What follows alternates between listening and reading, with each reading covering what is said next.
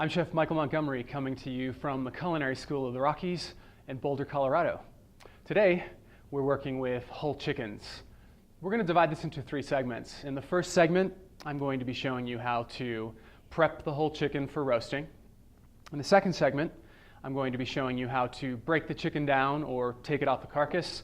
And in the third segment, I'm going to show you how to use that carcass and convert it into a really nice chicken stock.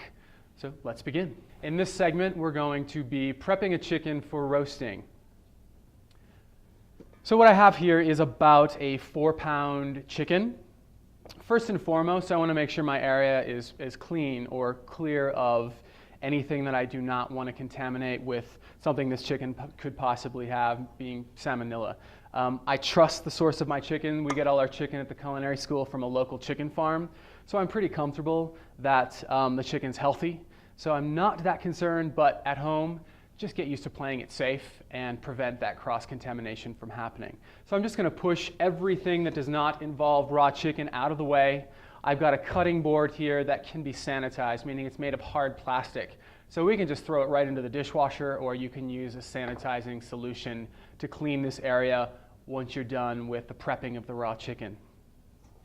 We've got our chicken here. The first thing I did was I washed the chicken under some cold running water, making sure you get the cavity of the chicken clean. And then I'm going to use a clean kitchen towel. You could use paper towels and dry the chicken. It's important when you're roasting that anything needs to be 100% dry. We're relying on caramelization on the exterior of this chicken. It's really hard to get color or caramelize something if it's actually wet. Our chicken's looking nice and dry. Once again, this towel has been contaminated, as has my bowl, so I'm just going to get it out of the way. What I want to do first is take a piece of butcher twine and do what is called trussing the chicken. There's so many ways of doing this. A lot of people make it far too complex, so I'm going to show you a really simple way to tie up our chicken or truss our chicken. The reason we're doing this is I want to get our chicken in one compact unit. I don't want it to be all spread out. I don't want the drumsticks to stick up in the air. I don't want the wingtips to burn when it's roasting. So what I'm going to do is tie this so it actually cooks evenly in our oven. Something to think about when you're prepping your chicken is roasting is a high heat cooking method. So you want to make sure your oven is preheated or preheating at this point. And I'm going to start this chicken at about 425 degrees. What I'm doing here is taking my piece of string, I found the center point, and I'm going below each drumstick, and I'm coming up over the top. Up over the top of each, and what I have in front of me looks like an X. I can now actually pull these drumsticks, and as you can see, it's pulling the legs of the chicken together. Once you have the legs together, I'm simply running straight down the sides, and I'm going to tie it off on the other side of the chicken below the breasts. Making sure when you get to this point that it is nice and tight. And this is actually pulling this together, and it looks just like a little football. It's exactly what we're looking for here. Tie it off as tightly as you can. And then I'm just going to trim this excess string so it doesn't burn in the oven. What I want to do now is make sure I've got skin covering both sides of the chicken breast. I don't want any of this breast area to be without skin. The skin's protecting it in the oven, keeping what little moisture is in there actually in the breast. And the skin is also going to give us a lot of really nice flavor. So the skin's over the breasts. It's nice and compact. I'm going to get these wing tips tucked down slightly so the tips of the bird don't burn. And what you can do now is you can simply sprinkle it with some salt and pepper. You could spread a little bit of room temperature butter underneath the skin. And I'm actually going to do that. So I've softened, unsalted room temperature butter. I'm going to lift the skin and just spread a little bit down on top of the chicken breast. I'm actually not focusing on buttering the outside of the skin. I want to get as much butter as I can in between the skin and the breast.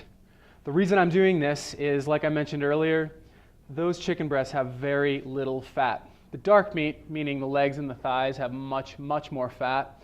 The chicken breasts themselves have very little fat. So what this butter is going to do is, as it's cooking, this butter is going to literally drip down into the breasts, keep them nice and moist, and give us a little bit of extra fat.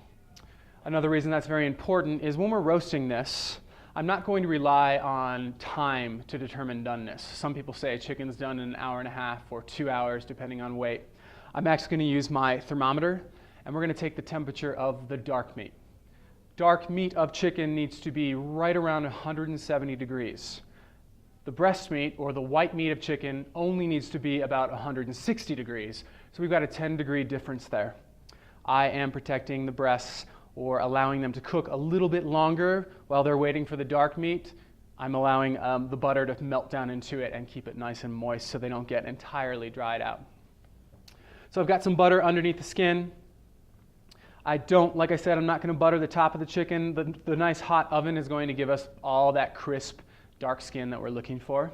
What I'm going to do now is give it some kosher salt and some freshly cracked black pepper, and into our 425-degree oven rather, with some freshly cracked black pepper, and I'm going to be generous with this. Some people will season the inside. I primarily focus on getting all the skin, and then I'm going to use some kosher salt. You could use sea salt, keeping in mind kosher salt is going to be a little saltier than sea salt, so you don't have to use quite as much of the kosher, so that's what I'm choosing to use in this application. This chicken is now ready for our 425-degree oven. I am placing the chicken in a roasting pan on a rack. It's very important. We want to actually lift the chicken so it's not sitting in its own juices. If an animal or an animal protein is sitting in its own juices when it's roasting, that technically almost becomes braising.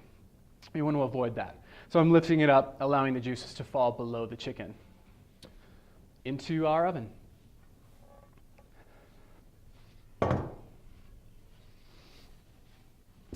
That concludes our first segment.